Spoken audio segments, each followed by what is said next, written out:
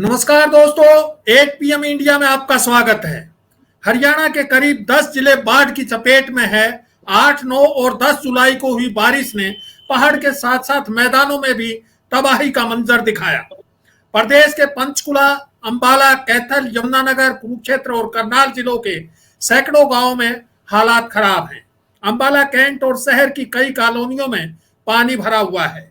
मुख्यमंत्री, उप मुख्यमंत्री, विधायक और विपक्षी नेता बाढ़ग्रस्त क्षेत्रों का दौरा कर रहे हैं। लोगों में सरकार के प्रति जबरदस्त नाराजगी है। गुला हलके के जेजेपी विधायक ईश्वर सिंह को लोगों के गुस्से का शिकार होना पड़ा। गांव और खेतों में पानी खड़े होने से नाराज एक महिला ने विधायक को थप्पड़ भी मार दिया। वहीं कुरुक्षेत्र में सांसद नायब सैनी को लोगों ने घेर लिया। बाढ़ के कारणों और इससे उपजे हालात पर चर्चा के लिए हमारे साथ मौजूद हैं वरिष्ठ पत्रकार सरवमित्र, अनुज नरवाल और कमल वधावन। सबसे पहला सवाल कमल से। कमल, बूल्हा चीका के गांव में क्या बाढ़ से हालात इतने खराब हो चुके हैं कि नाराज महिला को विधायक पर हाथ छोड़ना पड़ा? वहीं कुरुक्षेत्र में सांसद नायब सैनी का लोगों ने घेराव कर लिया।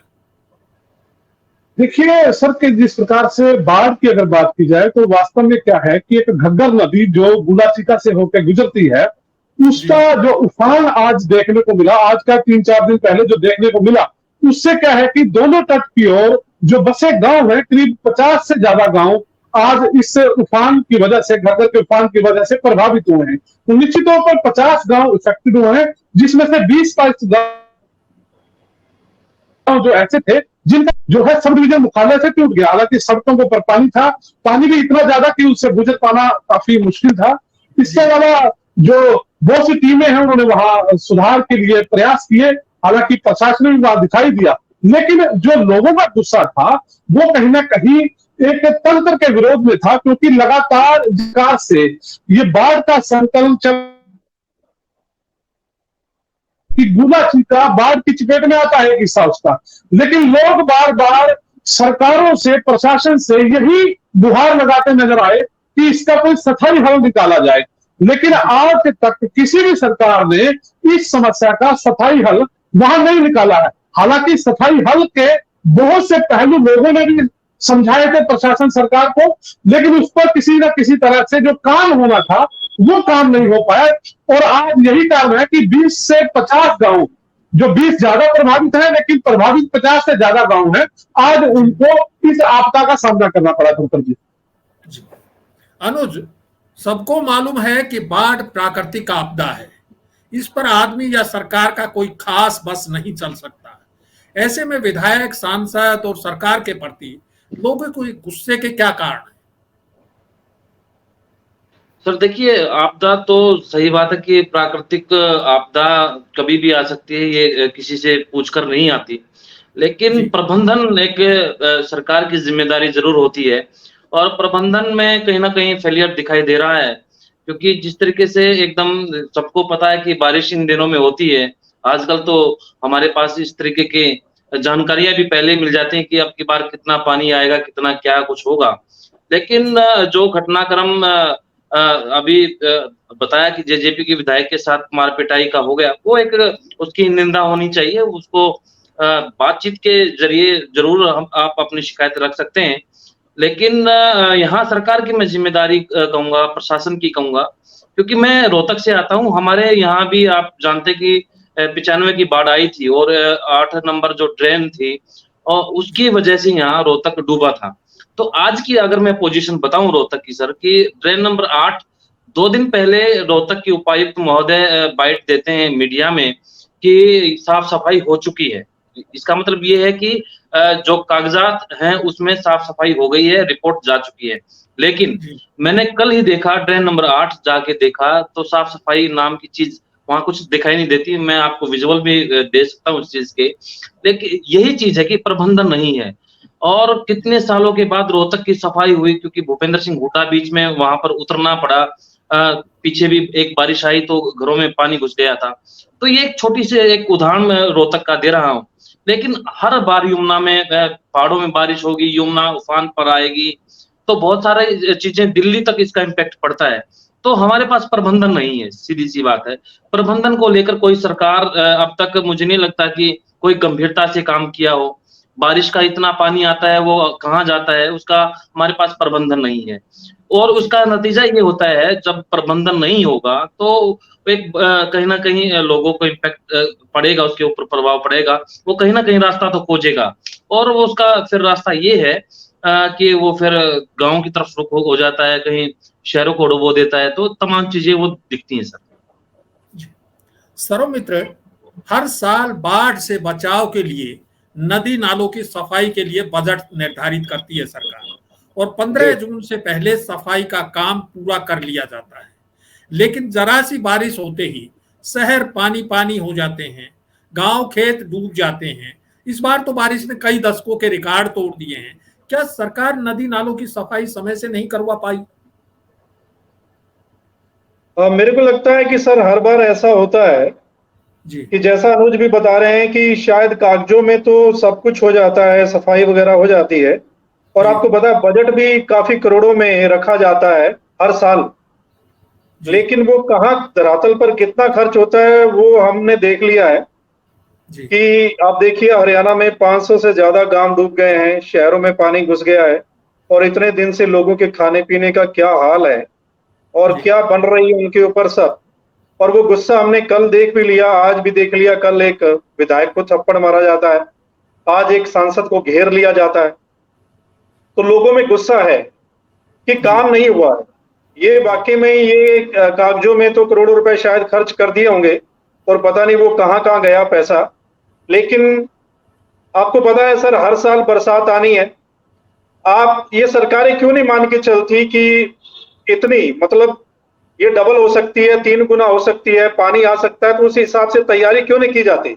जी ये तो पता है हर साल बरसात आनी है, तो फिर उस हिसाब से तैयारी क्यों नहीं की जाती? तो ये बहुत बड़ी लापरवाही ये तमाम सरकारों की है सर। आप देख लीजिए, हिमाचल से लेके पंजाब और हरियाणा तक ये मामला हुआ है, और हमने देख लिया क्या कुछ हुआ है। तो हर जगह यही हाल है सर। कहने का कुछ और है, दावे कुछ और होते हैं, वादे कुछ और होते हैं, लेकिन धरातल पर क्या निकल कर आता है। ये जो कल वाली घटना हुई है सर एक विधायक के साथ, ऐसा होना तो नहीं चाहिए, लेकिन ये कहीं ना कहीं तमाचा जो है ये विधायक पर है, सरकार विधायक को पर है। तमाचा नहीं है, ये सरकार के मुंह पर तमाचा है, मैं ये मानता हूं। यस, जी। बिल्कुल। निश्चित रूप से विधायक के साथ जो हुआ है वो निंदनीय है। उस घटना की निंदा की जानी चाहिए, और ऐसी घटना दोबारा ना हो, लोगों को भी इस पर ध्यान रखना चाहिए। कमल, क्या कारण है कि जो है हम सब कुछ करते हैं, लेकिन हम जो है सफाई की तरफ समय पर ध्यान नहीं दे पाते, जो कि सरकार को करवानी होती है? क्या कारण है कि कोई मुसीबत आती है तो सरकार के हाथ पांव फूल जाते हैं, अधिकारी अंधेरे में हाथ पांव मार रहे होते हैं? पता है मानसून में बाढ़ आ सकती है, तो पुख्ता तैयारी क्यों नहीं की जाती? सिस्टम में कहाँ कमी है? देखिए, ये ऊपर से लेके नीचे तक कमी ही कमी है, क्योंकि एक लंबा अरसा हो गया हम लोग भी मालूम कवरेज करते रहे हैं इन तमाम चीजों की। हम हर साल देखते थे, हर साल ये खुलासे भी होते थे कि यहाँ फलां चीज की काम होना चाहिए था, स्टोन किचिंग का काम होना चाहिए था, वो काम नहीं होता। हालांकि ड्रेन की सफाई का काम होना चाहिए था, वो नहीं होता। हालांकि बहुत सी चीजें ऐसी रही है और हर बार वो सामने आई है।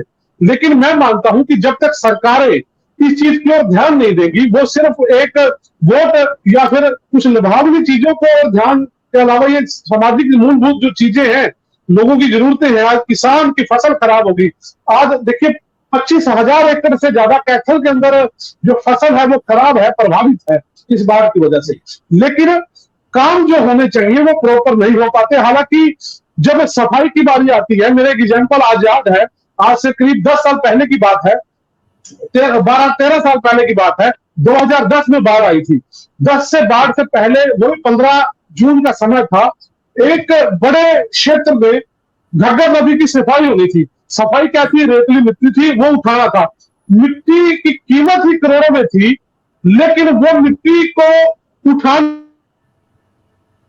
के लिए फ्री में लाइन लगी हुई थी, लेकिन गवर्नमेंट ने, सिंचाई विभाग ने उसको भी ऑप्शन में दिया कि इसको उठाने के हम पैसे देंगे। इससे बताइए शर्म की बात क्या है जिस मिट्टी को बेचकर पैसा आना चाहिए सरकार को, उस मिट्टी को बेचने के लिए मतलब उसको उठाने के लिए पैसा सरकारें खर्च कर रही है दरअसल सर। क्योंकि सरकारों को सचेत होना पड़ेगा, सरकारों को एक्शन में आना पड़ेगा, प्रशासन की जिम्मेदारी बनती है इस सारे कामों को करवाने की, समय रहते सारे काम करवाए जाए। तो निश्चित तौर पर मास्टर प्लान तो ये लोग बनाते ही है ना हर साल, फ्लड कंट्रोल का लाखों करोड़ रुपए का बजट है इनका स्पेशल से अपने बजट के अंदर। वो पैसा अगर जमीनी स्तर पर लग जाए तो निश्चित तौर पर ऐसी दशा हमें देखने को नहीं मिलेगी। हाँ, ठीक कहा आपने कि तंत्र के लिए सूखा और बाढ़ दोनों मंगलगान की तरह से है। अनुज, हर 2-4 साल के अंतराल में बाढ़ आती है, इसके लिए असली दोषी कौन है? सरकार, प्रशासन, राजनीति या समाज? सर इसमें दोष मुझे लगता है कि सभी का है। आप देखेंगे समाज का ये है, समाज से मैं शुरू करूं कि अगर पहाड़ों में जाएं तो वहां पर इंक्रोचमेंट बहुत ज्यादा हुई। जहाँ पानी का रास्ता था वहां पर लोगों ने मकान भी बनाए, होटल्स बने, सरकार देखती रही, सिस्टम भी वहां पर, अब मैं सिस्टम को दोष दे रहा हूँ सरकार, क्योंकि सरकार चुप रहती है वोट के चक्कर में, तो सिस्टम इसलिए खराब है।